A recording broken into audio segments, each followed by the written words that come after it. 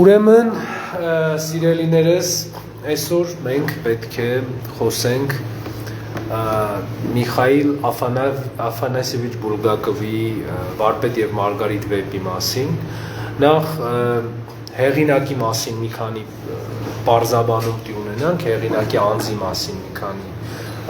տեղեկություն իր հայրը, Միխայիլ Բուլգակովի հայրը մեծ աստվածաբան էր ու դասավանդում էր ռուս ուղղափառ եկեղեցու ճեմարանում,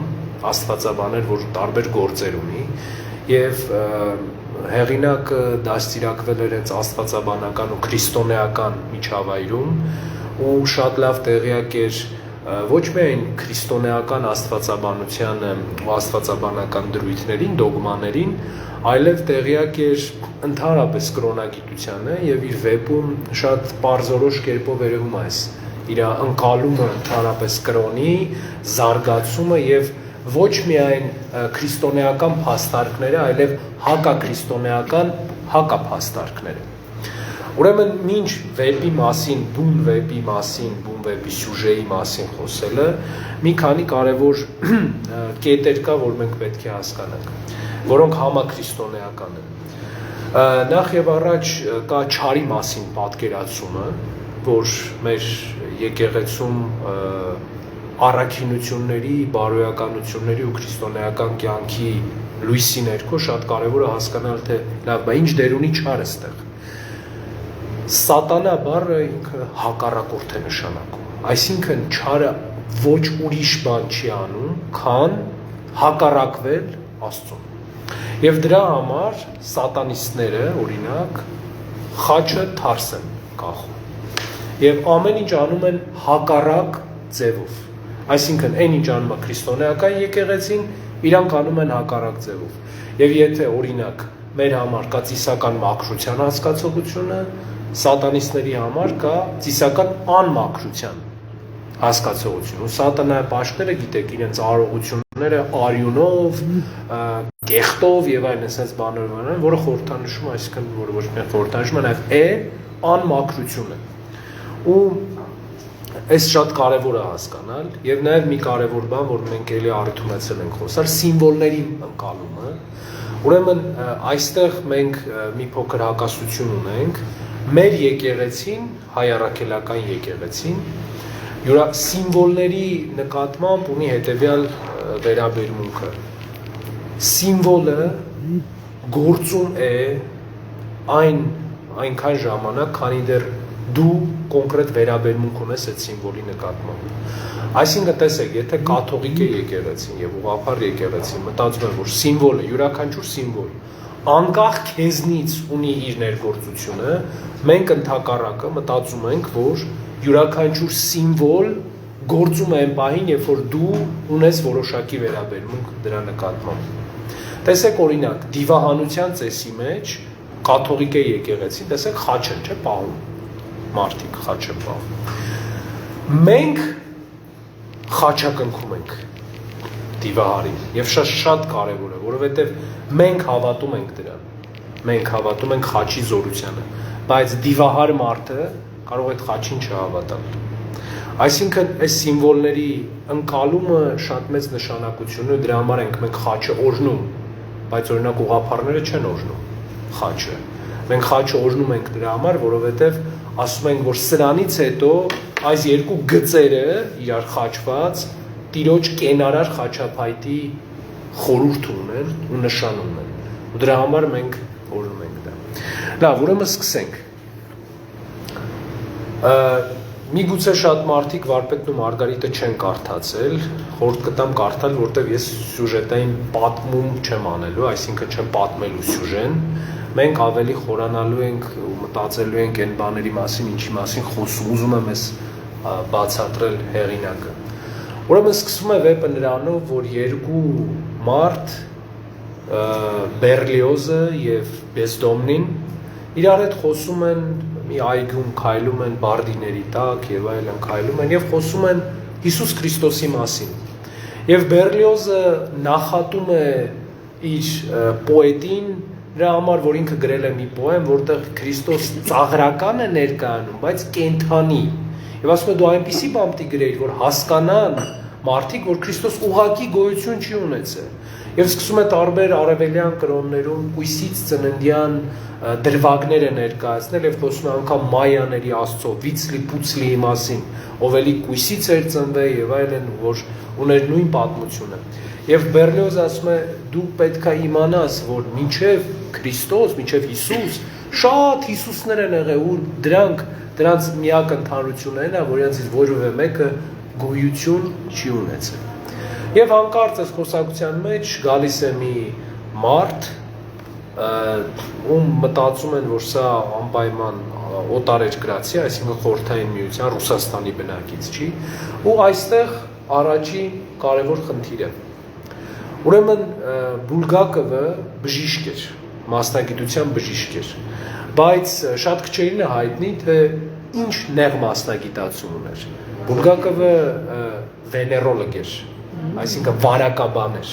Եվ երբ որ ինքը Վոլանդին ներկայացնում, ով սատանան էր, Վոլանդին ներկայացնում, ասում ինքը երկու գույնի աչքեր ուներ։ Մեկը ասում կանաչ գույնի էր, մյուսը սև։ Եվ այդ նման ախտորոշում լինում է սիֆիլիսով հիվանդ մարդկանց մոտ։ Եվ գիտեք, որ սիֆիլիսը նաև մարդկանց նյարդային համակարգի վրա է ազդում։ Այսինքն, տեսեք, վեպում մենք անընդհատ պիտի մտածենք, թե լավ, այս վեպում կա արդյոք դրական հերոս, որովհետև տեսեք, մենք մարդկայինորեն, երբ որ ինչ-որ մի բան ենք նայում, ինչ-որ մի բան ենք կարդում, ինչ հարց է մեր մոտ առաջ գալի, մերոնք որտեղ են ստեղ, որոնք են մերոնք, չէ՞ որ մենք հեքիաթներ ենք կարդում, ես ենք կարդում, միշտ կա չարը, միշտ կա բարին, եւ մենք էլ ենք հարցնում, որն է, որտեղ են մերոնք, բայց Բուլգակովի վեպը առանձնանում է նրանով, որ ստեղ որևէ դրական հերոս չկա, բոլորը բացարձակապես բացասական հերոս են, ու մենք ընթացքում կհասկանանք, թե ինչու են բոլորը բացասական հերոս։ Ուրեմն Բուլգակովը հենց սկզբից ցույց է տալիս իր վերաբերմունքը Վոլանդի նկատմամբ։ Սա հիվանդ ու խեղված մարդ էր։ Եվ այսինքն տեսեք ինչ է սիֆիլիսը վերջի վերջում։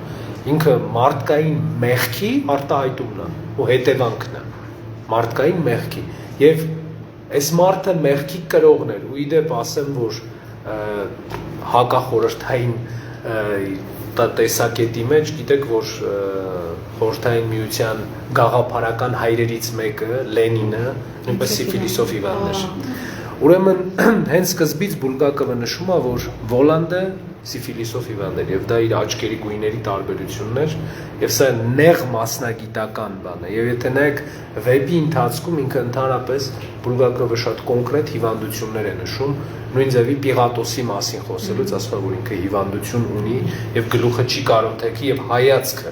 ամենակարևոր, որովհետեւ վարակաբանների համար հիվանդի հայացքը շատ մեծ նշանակություն ունի, աչքերի դիրքը եւ այլն, որովհետեւ վարակները հիմնականում մարդու ուղղակի նեյրոններն են քայքայում եւ դրա համար աչքերը առաջինն են, որ ցույց են տալիս, թե այս մարդը հիվանդություն ունի, թե չունի։ Ուրեմն երբ որ հանդիպումը նրանց տեղի է ունենում, շատ կարևոր մի բան է ասում, նախ եւ առաջ վեպը սկսում է Գյոթեի, Ֆաուստի մեջբերումով։ Եվ ինչու է սա սկսում, որպեսզի ընթերցողը միանգամից հասկանա, թե ինչի մասին է նա խոսելու։ Ուրեմն Բուլգակովը խոսում է Ֆաուստի մասին։ Եվ մենք էլի Գյոթեի Ֆաուստին անդրադարձ դեռ կունենանք, որովհետև մեծ արձագանք կա իր վեպում Գյոթեի Ֆաուստի մասին։ Եվ տեսեք, երբ որ նրանք խոսում են Քրիստոսի մասին, Հիսուսի մասին եւ այլն, հարց են տալի, ասում են, ինչու եք դուք այստեղ եկել։ Վոլանդին սովորական հարց են տալի։ Եվ Վոլանդը ասում է, ես ասում է սև մոգության էքսպերտ եմ, սև մոգության վարպետ եմ, այսպես ասած, ասում է, ու ես ինձ կանչել են այստեղ, ինչ որ մի նկուղում մի ձեռագիր կա 10-րդ դարի, մի 10-րդ դարի սև մոգի, Հերբերտ Ակվիլացու ձեռագրեր կան, ու ամբողջ վեպում մի անգամ է այս անունը նշվում, Հերբերտ Ակվիլացի 10-րդ դար, ասում այ իրա ձեռագրերը ես պիտի նայեմ, ու հետո էլ չկա այդ անունը, ու մենք ոչ ամբողջ վեպի ընթացքում երբեք չենք տեսնում, որ Վոլանդը ինչ-որ ձեռագրեր ուսումնասիրի ու ինչ-որ ձեռագրեր նայի 10-րդ դարի մի հեղինակ։ Իսկ ով էր Հերբերտ Ակվիլացին։ Հերբերտ Ակվիլացին Սեղբեստրոս II պապն էր, Հռոմի կաթոլիկ պապը։ Ու նա եվրոպական առաջի Ֆաուստի կերպարն էր։ Ինչու՞։ Որովհետև չէին սիրում Սեղբեստրոս II պապին, դե գիտեք, որ ինչպես մեր մոտ կաթողիկ եկեղեցում նույնպես Հռոմի պապերը, երբ որ պապ են ընտրվում, իրանք երկրորդ անուն են վերցնում իրենց։ Օրինակ, ասենք Ռացինգերը իր անունը վերցրեց Բենեդիկտոս, մերս հիմիկվա պապը Ֆրանչեսկոս վերցրեց իր անունը, եւ նույնպես Հերբերտը վերցրել էր Սեղբեստրոս անունը, ռուսերեն Սիլվեստրա հնչում, դա հայերեն արտասանությամբ եմ ես ձեզ ասում Սեղբեստրոս եւ Սեղբեստրոս II պապն էր։ Եվ ուրեմն չէին սիրում այս մարդուն, բայց մի արժանիք ուներ այս մարդը, որ ոչ մեկ չէր կարողանում դեմ գնալ այդ արժանիքին։ Եվ այդ արժանիքը իր շատ կարդացած ու ինֆորմացված լինելն էր։ Եվ բոլոր մարդիկ ասում էին, այս մարդը ուրեմն սատանայի հետ կապ ունի։ Եվ ֆիլետոններ էին հորինում 10-րդ դարի Եվրոպայում, ֆիլետոններ էին հորինում նրա մասին, թե ինչպես Սեղբեստրոսի մոտ գալիս է սատանան եւ նրան դարձնում է իր Ֆաուստը, այսպես ասած, մեկը ում միջոցով ինքը պիտի ստեղծագործի։ Եվ ուրեմն Վոլանդը խոսում է, որ ինքը գալիս է Ֆաուստի մոտ, Ֆաուստի ձեռագրերն է գալիս քննելու։ Եվ սա հենց առաջի նշումն է Բուլգակովի, թե ինչի մասին է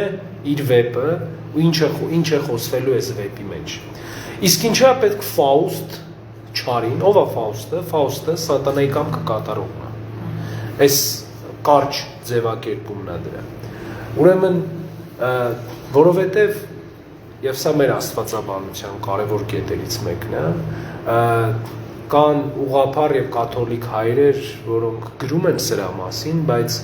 Եղիշեի մեկնությունը արածոցում մեր սրա մասին շատ պարզորոշ կերպով գրած է ու իմ համար շատ հետաքրքիր է, որ արևմտյան ուղղափառության գիտակի ու աստվածաբանի որդին Միխայել Բուլգակովը վերցրել է այս արևելյան աստվածաբանության այս ցայտուն կետը, որ մենք ունենք ու որ շատ ենք խոսում դրա մասին, հրեշտակների մասին վերաբերմունքի, որ հրեշտակները իրենք ոչի բան չեն ստեղծում, բայց կարող են ներշնչել մարդկանց, որևէ բան ստեղծել։ Եվ ինչի համար էր պետք սատանային Ֆաուստը, որովհետև որպեսզի իր ուզածը անի։ Ուրեմն ինքը ներշնչողն է Ֆաուստին, բայց ինքը առանց Ֆաուստի չի կարող այդ ամեն ինչ։ Այսինքն զուտ գործիք է, որ պիտի օգտագործի ինքը սատանան պիտի օգտագործի։ Եվ ստեղ մենք մեր հետագա մտքերը պիտի շարենք։ Լավ, Վոլանդը հասկացանք, որ Բուլգակովի համար դրական հերոս չէր։ Միգուցե վարպետն էր դրական հերոս Բուլգակովի համար, որովհետև եթե տեսնում եք վարպետի մասին խոսելուց, ընդհանրապես տպավորություն է ստեղծվում, թե վարպետը շատ տաղանդավոր մեկն էր, որ կարողանար անել, բայց վարպետի ամբողջ գրական ստեղծագործությունը որպես հեղինակ սահմանափակվում է այն ձեռագրով, որ ինքը ստեղծում է ուղղակի։ Եվ դրանից հետո ինքը ոչ մի բան չի կարողանում գրել։ Ինչու՞, որտեղ մարմին չի ունենում այլևս։ Եվ ստեղ մենք էլի հղում ենք կատարում Գյոթեի Ֆաուստին, որտեղ անմարմնականության մասին է խոսվում։ Եվ մեր մտքերը տանում են մեզ մեր մարմնի անհրաժեշտությանը, թե ինչի համար է պետք մեզ մարմինը, ու ինչի Աստված մեզ մարմին տվել, որովհետև մենք այդ հարցը տալիս ենք, չէ՞ մեզ։ Լավ, եթե մարմինը պիտի մեռնի, ուրեմն ինչի մենք մարմին պիտի ունենանք։ Մարմինը մեզ պետք է, որպեսզի մենք կարողանանք ստեղծագործել, մենք ունենանք կերպար ու նմանություն։ Եվ մարմնի խեղումը մեր կերպարի, մեր ստեղծագործ էության, մեր ստեղծագործ բնության խեղումն է նշանակում։ Եվ շատ կարևոր է այս կապը հասկանալը։ Եվ մյուս հերոսը Մարգարիտն էր։ Ուրեմն ասեմ ձեզ, որ Բուլգակովը մի նորամուծություն ունի ընդհանրապես եվրոպական գրականության մեջ։ Նա առաջի անգամ իդեմս Մարգարիտի խոսում է կին Ֆաուստի մասին։ Ուրեմն ով էր Մարգարիտը եւ արդյոք լավն էր նա թե ոչ։ Ուրեմն վեպը մակերեսորեն ընթերցելիս կարող է տպավորություն ստեղծվել, որ Մարգարիտը սիրող կնոջ կերպար է ներկայացվում, որպես մեկը, ով շատ սիրում է վարպետին եւ ամեն ինչ ուզում է անել, որպեսզի վարպետի համար լավ լինի։ Եվ դրա համար է գնում այդ խնջույքին սատանայի մոտ եւ այլն եւ այլն։ Բայց իրականում նախ սևագրերում նրա կամ մի դրվագ, երբ որ սատանայի մոտ խնջույքի ժամանակ նրա մոտ բերում են մի գավաթ, որը վերածվում է ֆալոսի, եւ ինքը շատ ցնծությամբ վերցնում է այդ ֆալոսը, եւ հետո իսկ իր արդեն վերջնական վեպում մի կարևոր բան կա, որ ինքը այգում քայլում էր, մի տղամարդ է մոտենում ու ուզում է խոսել նրա հետ, բայց ինքը այդ տղամարդուն մի կողմ է տալիս, այսինքն չի խոսում նրա հետ, բայց ասում մտածում է, ափսոս, որ այսօր շրթներ չեմ քսել, որովհետեւ կյանքը մի հատ է։ Այսինքն ինքը բավականին ցանկասեր կին էր, ու սերը չէր տանջում իրան, որովհետեւ չի կարելի պատկերացնել մի կնոջ, ով կարոտով ու սիրով սպասում է մի ուրիշ տղամարդու, մտածում է, որ մի ուրիշ տղամարդկանց հանկարծ չվանի իրանից։ Ու նույն ձև երբ որ Ազազելն է գալիս արդեն իր կողքը նստում, իսկ Ազազելի նկարագրությունը ընդհանրապես գեղեցիկ տղամարդու նկարագրություն չի, տարբեր գույների աչքերով, թափած ատամներով եւ այլն, ճաղատ, Մարգարիտը չի հրաժարվում իր այդ խոսելուց։ Ուրեմն սա ցանկասեր կնոջ կերպար էր։ Ու տեսեք, ես սյուժեի վրա թռնելու եմ, Ժողովուրդ ջան, այնպես որ հերթականություն չսպասեք, էլի ստեղ։ Ու եւ վերջում, երբ որ Վոլանդը խոսք է տալիս, չէ, վարպետին ասում է դու կունենաս բալենու ծաղկող այգի, Շուբերտ կլինի բան, թուղթ, մատիտ եւ Մարգարիտը մի յուղակում եւ վիտրաժային պատուհաններ կլինեն։ Եվ շատ մեծ հարց է, թե Մարգարիտը ստեղ պատիժ էր վարպետին, թե պարգև էր։ Եվ ինչի համար, որովհետև երբ որ իրանք արդեն իրար հետ վարպետը եւ Մարգարիտը գնում են, ինչ է ասում Մարգարիտը, ասում է դու ինձ էլ չես կարող քեզնից քշել վարպետին։ Այսինքն վերջ, ես քո կողքն եմ ու տարբերակ չունեմ եւ ստեղ սիրո մասին կարևոր աստվածաբանական միտքը կա, որովհետեւ ճշմարիտ սերը կա միայն այնտեղ, որտեղ կա ազատություն։ Այսինքն այն պահից, երբ երկու մարդու միջև ու կապ չունի այդ մարդիկ ինչ կապով են իրար հետ կապված, ամուսիններ են, զավակներ են, ծնողներ են, երբ որ սերը դառնում է պարտադրանք, այսինքն զուտ լինում են պարտավոր մարդիկ իրար հետ ապրելու կամ մնալու կամ համակեցության, այդտեղ սերը կորում է։ Իսկ սերը Աստված է, իսկ որտեղ սեր չկա, չկա նաև Աստված։ Ուրեմն սա սիրո բացակայության մասին է խոսում։ Ուրեմն ռուս գրականագետները հիմնականում դրանք Սանկտ Պետերբուրգի գրականագիտական ակադեմիայի վերլուծողները, որ ես իրենց վերլուծությունները ընթերցում էի, ուրեմն միակ դրական հերոս համարում են Բեզդոմնի, ով պոետ էր, եւ ինչու են համարում, ասում են, նայեք, շատ պարզ ձևով են իրանք մեկնաբանում իրանց ասած, ասում են, որտեղ Բեզդոմնին վերջում դառնում է դոկտոր գիտությունների, դեկան է դառնում եւ այդ հիմնական տեխնացուներ են, չէ, այդ վերլուծությունը գրող իրաց համար Աստծո ամենամեծ պարգևը, որ վերջում արդեն դառնա դոկտոր։ Ու դրա համար ասում են, տեսեք, ինքը պարգև ստացավ, բայց իրականում Բեզդոմնին անգրագետ մարդ էր, ով շատ բան չէր հասկանում եւ ով չնայած նրան, որ տեսավ Վոլանդին, ով որ իր սրբապատկեր կապեց իր վզից եւ մոմով գնում էր Վոլանդին փնտրելու բա եւ այլն, էլի նորից եկավ ու դարձավ հակա քրիստոնեական թերթի աշխատող հոդվածներ գրող եւ այսինքն ինքը դարձի չեկավ ըստ էության։ Եվ ուրեմն այս մարդն էլ դրական հերոս չէր։ Բայց հիշում եք, մենք խոսեցինք, որ ամեն ինչ հայլային էֆեկտով է վեպում։ Եվ երբ եկավ Վոլանդը Մոսկվա։ Եկավ, ասում է, նկարագրում է մի գարնանային շաբաթ։ Իսկ ինչ է գարնանը լինում ամենակարևոր։ Սուրբ Հարության տոնը, զատիկը։ Եվ Վոլանդը գալիս է չորեքշաբթի օրը։ Մատնության, Քրիստոսի մատնության օրը։ Եվ ամբողջ վեպի ընթացքում մոսկովյան ամբողջ երկու վեպ կա այդտեղ, մոսկովյան վեպը եւ Պիղատոսի ու Եշուա կանոցրի վեպը, որ մեկը մեկի մեջ ընթանում է։ Այս երկու վեպը կա, ամբողջ ընթացքը տևում է չորեքշաբթիից մինչև շաբաթ։ Ուրեմն Վոլանդը անգամ հաշվի առնելով որ բարքերը ամբողջովին հակաքրիստոնեական էին, միևնույնը չի կարողանում մնալ զատկին, հարության տոնին, ու գնում է մինչև զատիկը, Վոլանդը։ Ուրեմն տիրոջ ներկայությանը ինքը չի դիմանում։ Եվ երբ որ խոսում եմ Բեզդոմնի մասին, նույնպես ասում եմ, որ ամեն ինչ իր մոտ լավ էր եւ այլն, եւ միայն տարվա մեջ մի օր գարնանային մի տոնի օրին, այսպես ասում Բուլգակովը, նա կարծես թե խելագարվում էր եւ չէր գտնում իր տեղը։ Ուրեմն վեպի մնացած մոսկովյան գործողությունները, մնացած բոլոր գործողությունները ավակ շաբաթի գործողությունների հետքով են գնում իրար հետևից։ Ուրեմն այս մոսկովյան վեպը մի պահ թողենք մի կողմ, հիմա անցնենք վեպի մեջ վեպին, այն վեպի, որը գրում է վարպետը։ Ուրեմն վարպետը գրում է Պիղատոսի մասին, Եշուա գանոցրի մասին եւ Ղևի Մաթեոսի մասին։ Ու մի հետաքրքիր նյուանս ձեզ ասեմ, ամբողջ այդ վեպի մեջ որևէ տեղ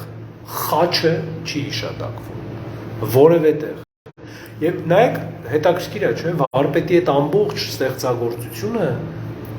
Եշուայի խաչելության մասին է, բայց որևէ միտեղ խաչ բառը չի օգտագործվում։ Եվ ինչու եմ ես ասում, որ շատ կարևոր է բնագրով կարդալ սա, որովհետև օրինակ հայերեն թարգմանության մեջ ասում է խաչվել, բայց Բուլգակովը չի օգտագործում, ասում է կախվել։ Երբ որ խաչելությունն անգամ նկարագրում, ինքը չի ասում, որ խաչված էր, ասում է կախված էր։ Եվ հասկանալու համար այս սիմվոլներին վերաբերմունքը պետք է նաև նկատի առնել, որ մոսկովյան վեպում, որը Բուլգակովի ստեղծագործությունը, խաչը մի քանի անգամ օգտագործվում է։ Եվ մի անգամը օգտագործում է, երբ որ ասում է Վոլանդի դիմաց թուրն էր խրած գետնի վրա եւ ասում է նրա ստվերը, թրի ստվերը լպստում էր, այսպես ասած, համբուրում էր նրա կոշիկները եւ իրան ոչ մի բան չէր անում եւ սա ուղիղ հղում է դեպի Գյոթեի Ֆաուստ վեպ, որովհետեւ ընդեղ էլ կար Մարգարիտը, ում սիրահարվել էր մի տղամարդ, այսինքն Ֆաուստը սիրահարվել էր եւ Ֆաուստը Մեֆիստոֆելին, սատանային ասում է, որ ես ուզում եմ, որ իրան իմ համար վերցնես։ Բայց Վալենտին անունով մեկը, ով Մարգարիտի եղբայրն էր, պաշտպանում էր նրան եւ չէր թողում, որպեսզի մոտ գա Մեֆիստոֆելը։ Եվ Մեֆիստոֆելը սկսում է թրերով կռվել այս մարդու հետ։ Եվ ասում է առաջին իսկ հարվածից թուրը կոտրվում է։ Ու Վալենտինը կոտրված թուրը, պատկերացրեք, ասում է թարս է բռնում, ինչ է դառնում այս պոչը, երբ որ թարս է, խաչ։ Ասում է դրանով Մեֆիստոֆելին քշում է իրանից։ Բայց ստեղ նույն բանը խաչի ստվերը կպնում է Վոլանդին, բայց Վոլանդը չի վախենում դրանից ու ոչ մի խնդիր չունի։ Եվ հենց այստեղ է մեր բովանդակային մոտեցումը սիմվոլների նկատմամբ։ Ինչու խաչի ստվերը որևէ ազդեցություն չի թողում Վոլանդի վրա, որովհետև ինքը ստեղ կենարար խաչապայտը չի տեսնում, խաչված Քրիստոսին չի տեսնում։ Ինչի էր Վալենտինին օգնում սա, որովհետև ինքը այդ թրի ջարդված թրի պոչի մեջ տեսնում էր Քրիստոսի խաչելությունը։ Ուրեմն սիրելիներս, սա շատ կարևոր խնդիր է մեր հասարակության ու մեր ժողովրդի մեջ։ Շատ մարդիկ, տեսեք, անկախ նրանից իրենց կյանքը ինչպիսին է, իրանք խաչ են, չէ՞ կրում։ Ու մտածում են, որ ասում են, այ խաչը մեզ պահպանում է եւ այլն։ Ուրեմն դա մի տեսակ ցանկություն է գերության մեջ վերցնել խաչին։ Մտածել այ եթե ես խաչ եմ կրում, ուրեմն Աստված, նայ հա, դու պարտավոր ես ինձ օգնես, որտեվ ես խաչ եմ կրում։ Ես ինչ կուզեմ կանեմ, ես ոնց կուզեմ կապրեմ, ես ում կուզեմ կհայոյեմ, ում մասին կուզեմ կբամբասեմ, ինչ մեղ կուզեմ կանեմ, բայց ես խաչ եմ կրում, դու պարտավոր ես ինձ օգնել։ Ուրեմն բայց խաչի կրումը մեր պարանոցներին, մեր վրա խաչի կրումը պետքա մեզ սթափեցնող, մեզ գացտացնող լինի, ոչ թե մենք մտածենք, որ խաչը կրեցինք ու վերջ։ Այսինքն մենք խաչը կրում ենք այն հիշողության համար, որ մենք պիտի սուրբ լինենք եւ ժառանգակից լինենք Քրիստոսին։ Գնանք Քրիստոսի հետևից։ Ուրեմն սիրելիներս շատ գրականագետների մոտ, շատ մարդկանց մոտ վեճ կա, արդյոք Բուլգակովը Եշուա գանոցի մասին խոսելից, արդյոք Քրիստոսին ինքը նկատի ուներ, թե չէ, եւ Պիղատոսի մասին խոսելից, արդյոք այդ նույն գործողությանը ինքը նկատի ուներ, թե չէ, բայց ինքը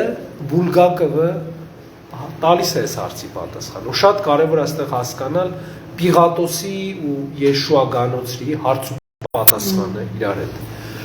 Ուրեմն կան պատմական փաստեր, որոնք պատմական Ֆլավիոսի մոտ, Տատյանոսի մոտ, ում իդեպ հիշում է Բերլիոզը Բեզդոմնի հետ խոսելուց, որտեղ այդ փաստերը արձանագրված են իրենց գործերի մեջ, որ Հիսուսը օրինակ հայտնի էր իր մայրը, ով էր իր հայրը, որպես պատմական կերպար եմ ասում։ Եվ իր բարեկամները, օրինակ Հովանես Մկրտչի ծնողները, որ բարեկամներն էին իր եւ այլն։ Բայց երբ որ Պիղատոսը հարցնում է Եշուային, ասում է դու բարեկամներն ես, ասում է ես լրիվ մենակ եմ։ Ոչ մեկ չունեմ։ Ոչ հայր ունեմ, ոչ մայր ունեմ, ոչ մեկ ես չունեմ։ Ուրեմն ինչա ցույց տալիս Բուլգակովը։ Ցույց է տալիս պատմական իրողության կոնկրետ աղավաղումը եւ շատ հետաքրքիր է որ առաջի մասից հետո երբ որ Վոլանդը Բերլիոզին եւ Բեզդոմնին ասում է որ դուք ինչ որ մի բան կառավարելու համար պիտի կարողանաք գոնե իմանալ ինչա լինելու է ժամանակաշրջանում որպեսզի կարողանաք կառավարել եւ Բեզդոմնին ով իր աչքի առաջ տեսավ թե ինչպես էր Բերլիոզը մահանում, ինչպես է ընկնում տրամվայի տակ, ինչպես է գլուխը իրա կտրվում, ինչպես է սրա մասին խոսում Վոլանդը, ինքը ոչ մեկին չի կարողանում ապացուցի այդ եղելությունը, որ սա այսպես է եղել։ Եվ երբ որ պրոֆեսորի հետ ինքը խոսում է շիզոֆրենիայի մասին, էլի, ասում է, լավ, ես գնալու եմ ոստիկանություն, ասում է, ինչ ես ասելու դու, ասելու եմ, որ այս Վոլանդն է իրան սպանել, ով է Վոլանդը, ասում է, այն մեկ ով ճանաչում է Պիղատոսին, ասում է, դե դուք արդեն նորմալ մարդ չեք ուրեմն։ Ուրեմն ինքը Բուլգակովը ցույց է տալիս, թե ինչքան թյուր ու ինչքան աբսուրդ է աթեիստների այդ միտքը, որ սա պատմական իրողություն չի, որովհետև պատմական իրողության մասին պատկերացումը ինքնին արդեն աղավաղված է, որ դու 2000 տարի առաջվա եղելությունների մասին փորձում ես խոսել այս ժամանակի տրամաբանությամբ։ Եվ ուրեմն այս ամբողջ պատմությունը մարդկային մտքի պատմական փաստի աղավաղման պատմությունն է։ Վեպը, որ ընթանում է դրա մեջ, այդ ամբողջությամբ այդ պատմական մտքի աղավաղումն է։ Բայց Մոսկովյան վեպում Բուլգակովը էլի երկու անգամ խաչը հիշատակում է։ Նախ մի ժամանակ, երբ որ մեկը իրաց միջոցառումից հետո բերում է որպիսի այդ կանֆետի թղթերը փողի փոխարինի եւ նրան մի գլխարկ են, չէ՞ տալի, ինքը հենց խաչակնքում է, գլխարկը կատու է դառնում ու չանգռում է իր երեսը։ Եվ այսինքն վերանում է այդ երևակայական իլյուզիան։ Եվ ինչա ցույց տալիս սրանով Բուլգակովը, որ նյութական բարեկեցությունը ինքը զուտ երևակայական պատրանք է մեր կողքը։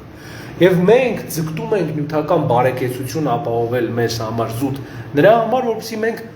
հանգիստ գանք մեզ, որպեսզի մենք մտածենք, որ մենք ենք կառավարում մեր կյանքը, որովհետև երբ որ տեսեք մարդկանց ամենամեծ մտահոգությունը որն է հիմա, որ հաց չունեմ ուտելու, շոր չունեմ հագնելու, այս չունեմ, այն չունեմ, այն չունեմ, եւ հակառակը, երբ որ ունենում են մարդիկ մտածում են, որ մենք ամեն ինչ կառավարում ենք, որտեվ այս ամեն ինչ ունենք։ Եվ Բուլգակովը ուզում է ցույց տա, որ սա ուղղակի պատրանք է, եւ պետք է ընդամենը խաչի նշանը տեսնել ու հասկանալ խաչի նշանը, որպեսզի պարզ լինի, որ սա ընդամենը պատրանք է, Տիրոջ լույսը այդ խավարը կցրի մեր բոլորի մեջ։ Եվ երկրորդ անգամ վեպում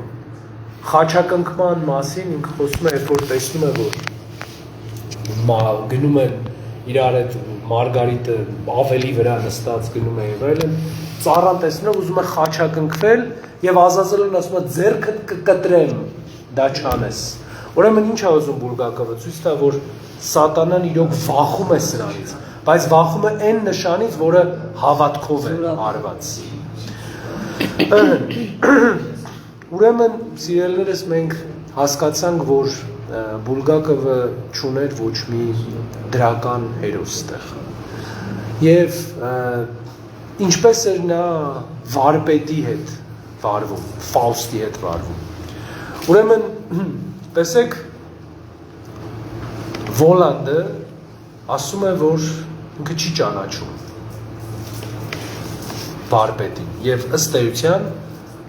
վեպի վերջում Մարգարիտն է վարպետին ծանոթացնում Վոլանդի հետ, բայց երբ որ Բեզդոմնին եւ վարպետը հոգեբուժարանում իրար հետ խոսում են եւ Բեզդոմնին պատմում է Վոլանդի մասին, վարպետը ասում է, Վոլանդը դեռ նման բաներ չի կարող անել, այսինքն ավելին կարող է անել, կան արել է ու դու տեսել ես։ Այսինքն վարպետը ցույց է տալիս, որ ինքը ճանաչել է այս մարդը, այս մեկին, գիտի թե ինքը ով է։ Եվ ինչ էր տալիս Վոլանդը Ֆաուստին։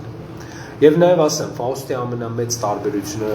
նա է, եւ ստեղ մենք էլի մեր եկեղեցու վարդապետության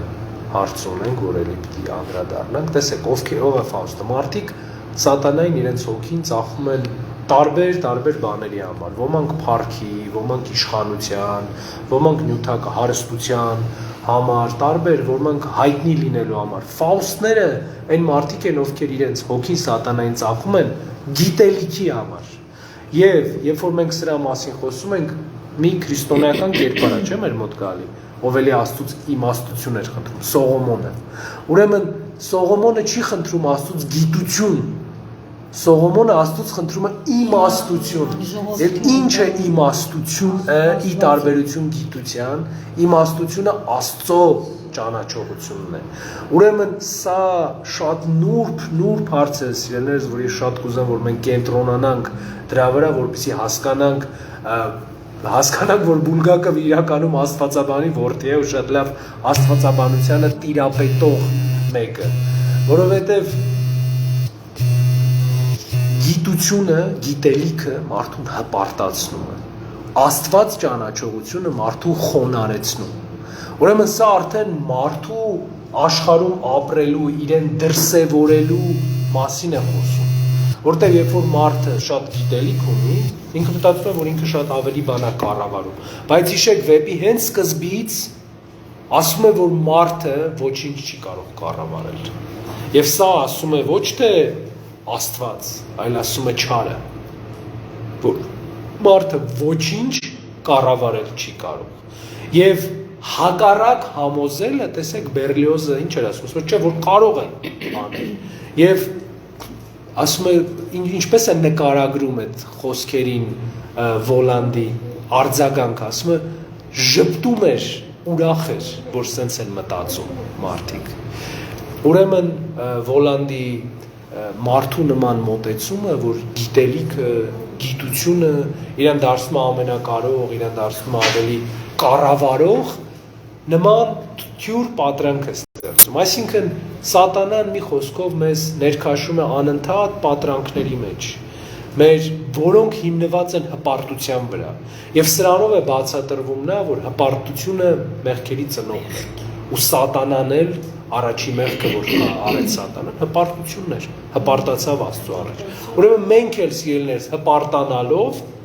աստիճանաբար մնացած մեղքերի մեջ ենք ներքաշում ինքներս մեզ, բայց ամեն ինչի հիմքը այն հպարտությունն է, որ մենք ունենք։ Ուրեմն, երբ է լինում սատանայի խրախճանքը, սատանայի մոտ խրախճանքը, ավակ 5-շաբթի օրը, վերջին ընթրիքի օրը, և ստեղ սիրելիներս Մարգարիտը դառնում է սատանայի թագուհին, սատանայի կողակիցը, և սա այն վարձն էր, որ ինքը պիտի տար վարպետի համար, բայց վերջի վերջո ինչ է լինում վարպետին, նայեք նախ, երբ որ Վոլանդը Մարգարիտին մի հնարավորություն է տալիս, մի բան խնդրելու իրանից, ինքը չի խնդրում վարպետի համար, չի ասում վարպետին ազատիր, ինքը Ֆրիդայի համար է խնդրում, Ֆրիդան իր աղախինն էր, և ասում է խնդրում եմ ազատիր նրան դրանից, իսկ ով էր Ֆրիդան, Ֆրիդան մի կին էր, ով իր երեխային սպանել էր, և ասում է խնդրում եմ նենց արա, որ ինքը մոռանա, չտանջվի, բայց մի շատ կարևոր հարց կա, որ երբ որ Մարգարիտն ու Ֆրիդան իրար հետ խոսում են այդ երևույթի մասին, և Մարգարիտը ասում է, որ ինքը տանջանք ունի, ինչ խորհուրդ է տալիս Ֆրիդան Մարգարիտին, ասում է դու խմի ու մոռացիր էդի, ուրեմն մեղքի հաղթահարման միջոց ներկայացում է զուտ այդ մեղքը մոռանալը, և մենք էլ ենք այդ ձևով ապրում, չէ՞, մենք էլ շատ մեղքեր, ոչ թե ուզում ենք հաղթահարենք այդ մեղքերը, մենք ուզում ենք ուղղակի մոռանալ, մենք կապ չունենք այդ մեղքերի հետ, մեզ դրանք չեն առնչվում, և սա իհարկե մեղքը ավելի է խորացնում մեր մեջ, և երբ որ Վոլանդը Մարգարիտին դրանից հետո հարցնում ասում է, ինչ է դուք բարի մարդ եք, որ ուրիշի համար խնդրեցիք, որտեղ ըստ էության դրսից դա շատ քրիստոնեական արարք է, ուրիշին համար խնդրել մի բան, ասում է չէ, ասում է, ես ուղղակի իրան խոստացել էի ու վատ կզգայի, եթե այդ չլինի, այսինքն ինքը դա անում է իր համար, ոչ թե ուրիշ մարդու համար, այլ իր համար, և նույն ձևի մենք սիրելիները շատ բաներ, մենք օրինակ ողորմություն ենք անում, և երբ մեկը մեզ հարցնում ասում է ինչի արեցիր, որ ես ինձ հանգիստ կամ, այսինքն այն, ինչ մենք անում ենք մեր համար, դա մերն է, ոչ թե Աստծունը, և սա շատ կարևոր քրիստոնեական կենցաղի, շատ կարևոր նյուանս է, ու տեսեք, Բուլգակովը հատուկ ուշադրություն է դարձնում նման մանրուքների, կարծես թե մանրուքների, որոնք մարդու քրիստոնեական կյանքի իսկությունն են ցույց տալիս, որովհետև նման քայլերի չգնալու համար մարդը պիտի իրականության մեջ կարողանա քրիստոնյա լինել ու քրիստոնեությամբ ապրել ինքնին։ Ուրեմն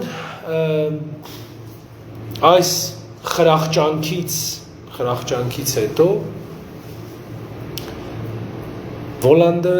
վերջի վերջո գնում է, նայեք ես չեմ խոսում են պարզ փաստերի մասին, մարդկանց նյութապաշտության մասին, որ հստակ երևում է այդ միջոցառման ժամանակ բան եւ այլն, դրանք ոնց առերևույթ ընթերցողը կամ ֆիլմը դիտողը մի խոսքով ծանոթացողը անպայման տեսնում է այդ ամեն ինչի մասին խոսում են, բայց մի կարևոր խնդիր կա, որ տպավորություն է ստեղծում, թե Վոլանդը արդար մեկն էր, ով արդար ինչ-որ մի բան է կարողանում անել։ Եվ իրոք, չնայած նրան, որ ավետարանում սատանան որպես ստի հայր, չէ, ստի հայր, օդի իշխան, ստի հայր, այսպես է նկարագրվում, Բուլգակովի մոտ ինքը շատ քիչ է սուտ խոսում, շատ քիչ, բայց ինչ մի հետաքրքիր նրբություն ունի Բուլգակովը իր վեպում, նա ճշմարտության աղավաղումը նույնպես համարում է սուտ։ Եվ այս կարևոր մոտեցում է, որ մենք պիտի սեպենք, որովհետև շատ ժամանակ մարդիկ, երբ որ ճշմարտությունը աղավաղում են, մտածում են, որ մենք սուտ չխոսեցինք։ Մենք մի քիչ այն չասեցինք ճշմարտությունը, ճիշտ է, բայց սա սուտ չէր։ Եվ ստեղ մենք հստակ հասկանում ենք, որ ոչ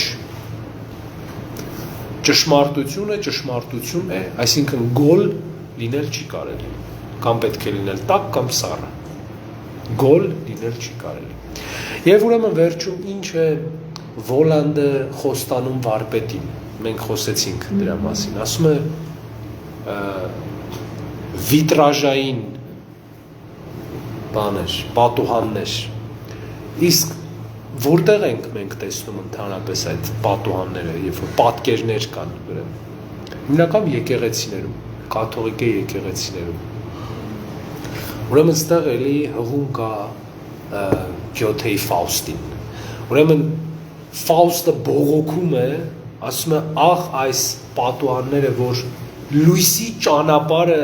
կանգնացնում են իմ մոտ, ուրեմն տեսեք, բայց ընդհակառակը, երբ որ լույս է լինում, նրանք շատ գեղեցիկ են, բազմագունություն են տալիս, չէ, եկեղեցու մեջ, բայց չմոռանանք, որ Վարպետն ու Մարգարիտը դժոխքում էին լինելու, որտեղ լույս չկար, եւ ուրեմն սա խավարի խորհրդանիշներ իրենց մոտ, եւ միևնույն ժամանակ, միևնույն երևույթին, միևնույն առարկային, միևնույն մարդու տարբեր տեսակետների հնարավորությունը, որովհետեւ տեսեք, կան մարդիկ, ովքեր նայում են ավետարանին եւ տեսնում են այստեղ փրկությունը, Աստծո խոսքը, կան մարդիկ, որ նայում են ավետարանին, տեսնում են հրեական հեքիաթների ժողովածու, կան մարդիկ, որ նայում են ավետարաններին եւ մտածում են, որ սա սեմական գեղարվեստական գործ է, որ կարելի օգնել, նայել, տեսնել, ուղղակի զուտ ծանոթանալ։ Ուրեմն բոլորը նայում են Սուրբ գրքին, բոլորը նայում են Աստվածաշնչին, բայց ամեն մեկը տարբեր կերպ է տեսնում կիրառությունը իր կյանքում։ Եվ հիմա նույն ձևի բոլոր շատ մարդիկ նայում են եկեղեցուն, մեկը եկեղեցին տեսնում է մոմավառության տեղ, մեկը եկեղեցին տեսնում է կնունք պսակ անելու տեղ, մեկը եկեղեցին տեսնում է գնամ խաղաղ նստեմ իմ համար, խաղաղության իջնելու տեղ, կարծես մի վերականգնողական կենտրոն է տեսնում եկեղեցին, իսկ մեկն էլ տեսնում է Քրիստոսի մարմին։ Ուրեմն երբ որ մենք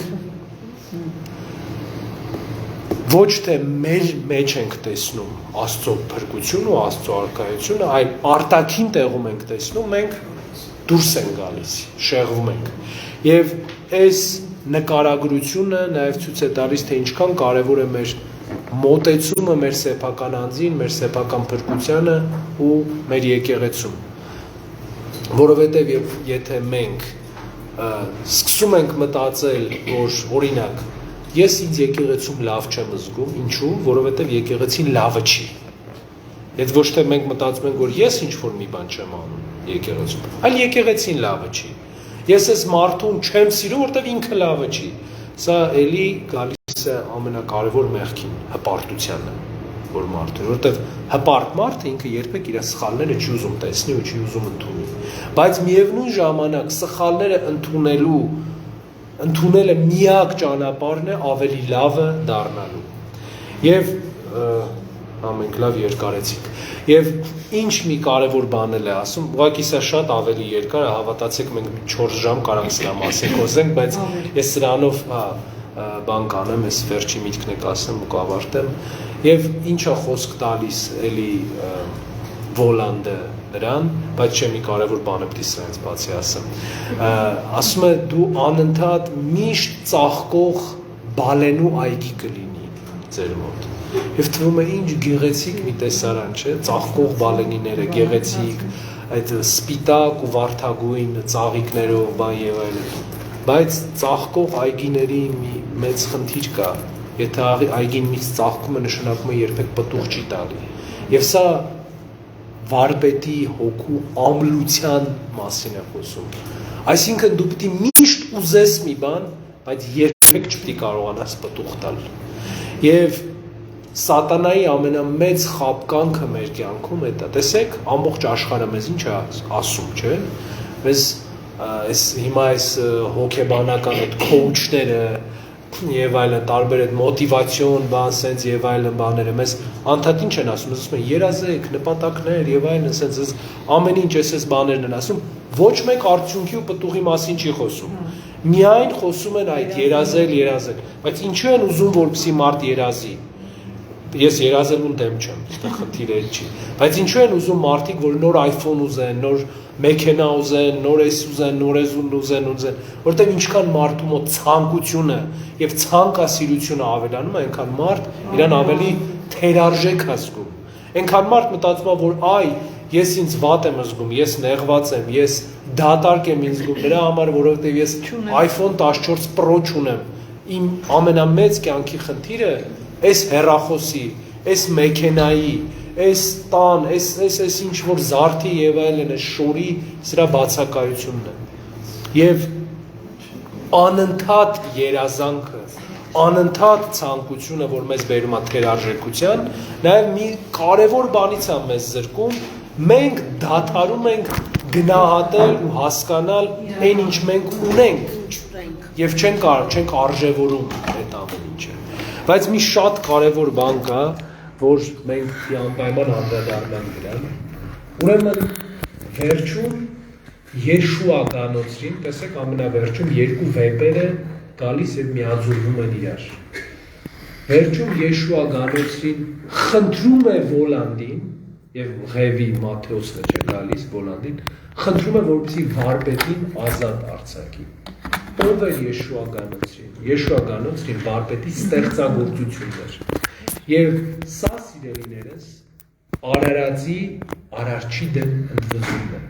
Եվ հասկանալու համար այս կարևոր միտքը մենք պիտի Բուլգակովի մի հոդվածին անդրադառնանք եւ նաեւ այս միտքը կա եւ Շանսիրտը եւ ճակատագրական ձևերը Բուլգակովի գործի մեջ եւ ուրեմն Բուլգակովը ասում է ես միշտ զարմանում եմ երբ որ ինձ ասում են որ գրականագետների մեջ դու շատ թշնամիներ ունես եւ թատրոններում շատ թշնամիներ ունես բայց ես հիմա հասկացել եմ ովքեր են իմ թշնամիները։ Իմ թշնամիները իմ ստեղծագործություններն են։ Եվ Արարածի անկասելիորեն, անշրջելիորեն արարչի դեմ ընդվզումը Բուլգակովը համարում է օրինաչափ։ Եվ նույն այս ընդվզման մասին, Արարածի արարչի դեմ ընդվզման մասին, նաև խոսում են մեր հետագա զրույցների հեղինակները, նույն Տոլկինը, նույն Կլայվ Լյուիսը, նույն Գիծնասը, որովհետև վերջի վերջո մեղքը մտավ աշխարհ, այն բանից հետո երբ Արարածը ընդվզեց իր արարչի դեմ։ Եվ ինչու, որովհետև տեսեք Արարածը խնդրում է իր արարչի համար։ Արարածը իր արարչի համար է խնդրում։ Ուրեմն մեր նախ եւ առաջ Բուլգակովը բաժանում է Արարածն ու արարչին։ Եվ ինչա պետք է կարևոր է սա հասկանալ, որովհետեւ Արարածը չի կարող ապրել առանց իր արարչի, բայց արարիչը կարող է ապրել առանց իր արարածի։ Եվ ուրեմն սա հանգուցալուծում է, թե ում է պետք հավատքը, ում է պետք։ Եվ նայեք մի կարևոր բան էլ կա, ավագ շաբաթվա հետ կապված, տեսեք, երբ որ եկեղեցիներում պատարագ է մատուցվում, բոլորը գալիս են այդ վարիտեն կամ թատրոն, որտեղ իրաց փողեր են տալի եւ այլն եւ այլն, ասում եմ տեղ չկար ամբողջ։ Այսինքն մասսայական կերպով հրաժարվում էին քրիստոնեությունից։ Եվ ինչ մի հետաքրքիր նրբություն կա ստեղ, ուրեմն նկարագրում է Վոլանդին իր խամաճիկներով, իր ծառաներով, այսպես ասած, կանգնած Մոսկվայում եւ ասում է, տեսնում էր այդ Պատրիարշ Շեփուլդի, այսպես ասած, գեղեցիկ պալատներ կան եւ այլն, եւ ասում է ժպիտով, չգիտեմ, ֆիլմում կա այդ հատվածը թե չէ, ասում է, եւ ժպիտով նայում էր հերվի այդ խրճիթներին, որ կան, ասում է, ցնծալով, ժպիտով, տրիումֆով Վոլանդը նայում էր դրան։ Եվ սա հասկանալու համար պետք է հասկանալ Մոսկվայի պատմությունը։ Ուրեմն այդ կենտրոնական տեղում կար Ռուսաստանում ամենափրկիչ եկեղեցին, որը բոլշևիկների կողմից քանդվեց։ Եվ քանդվելուց հետո մարդիկ խրճիթներ տեղ սարքեցին ու սկսեցին ապրել։ Այդ պալատների կողքը։ Եվ Վոլանդի ցնծությունը հենց այդ եկեղեցու քանդելն էր, որ չկար այլևս այդ եկեղեցին։ Ու տեսեք ինչ մի հետաքրքիր բան կա, որ վեպ ասեցի, որ մեծ տարածում ստացավ 70-ականներին, երբ որ խորհրդային միության հասարակությունը ընդհանրապես եկեղեցուց շատ հեռու էր արդեն։ Եվ շատ բաներ, որ Բուլգակովը գրել էր 20-30-ականների հասարակության համար, ովքեր պիտի հասկանային, որտեղ եկեղեցականացված էին, 70-ականների հասարակությունը սկսեց չհասկանալ այս ամեն ինչը։ Եվ նաև քանի որ այսօր խոսում ենք ռուս գրականության մասին, իմ մի շատ սիրելի հեղինակ ես ունեմ, Տոլստոյը, ում կրոնական տիպի վեպերը էլի սկսեցին 70-ականներին տպվել, ու ասեմ Խրուշովն էր, որ սրանց զարկ էր տալի, այն նույն Խրուշովը, որ ասում էր, որ ես ձեզ ցույց կտամ վերջի քահանային, լրիվ հակաեկեղեցական, հակաքրիստոնեական մարդ, ու շատերը զարմանում են, ասում են, ինչ ես հոգևոր բաներ ան, որովհետև Տոլստոյը թե շատ լավ գրող է, շատ իմ սիրելի գրողներից մեկն է, բայց շատ անպետք փիլիսոփա ու աստվածաբան է, որտեղ ինքը չի հասկանում, այդ նորմալ է, ուրեմն նա ունի մի խոստովանություն պատմվածք Տոլստոյի, իսպերից,